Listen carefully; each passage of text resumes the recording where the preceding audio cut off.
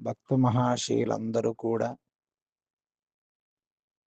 వైకుంఠ ఏకాదశి రేపు శుక్రవారం.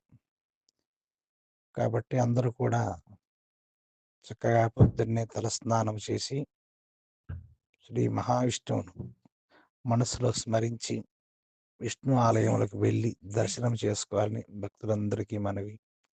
అలాగే ఉపవాసం ఉండే శక్తి ఉన్నటువంటి వారు ఉపవాసం కూడా ఉండవచ్చును. రేపు విష్ణు నామస్మరణ చక్కగా చేసుకోండి.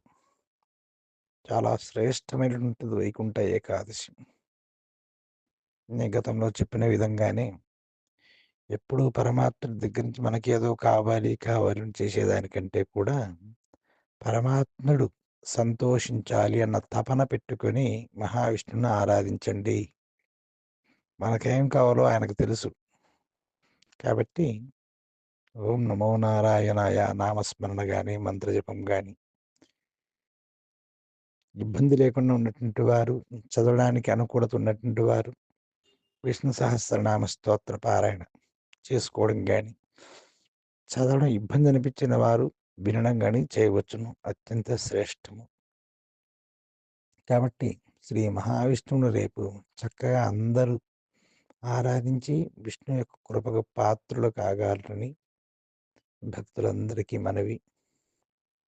తప్పకుండా రేపు అందరూ కూడా విష్ణు సహస్రనామ స్తోత్రం చదవడమా వినడమా చేయండి.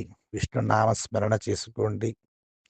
ఉల్లి, వెల్లుల్లి లాంటి పదార్థాలు నిషేధించండి.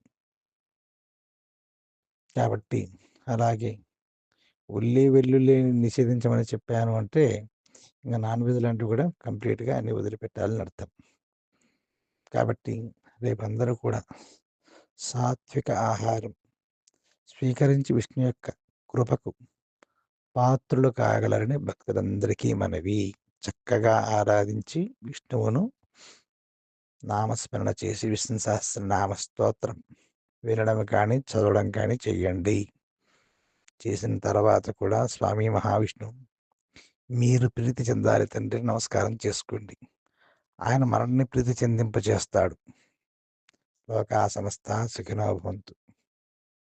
అందరూ సుఖంగా క్షేమంగా ఉండాలని శ్రీ మహావిష్ణువును కోరుకుంటూ మహావిష్ణువును ఆరాధిస్తూ లోకా సమస్త సుఖినో భవంతు. మీ వట్టిపల్లి కృష్ణకుమార శాస్త్రి.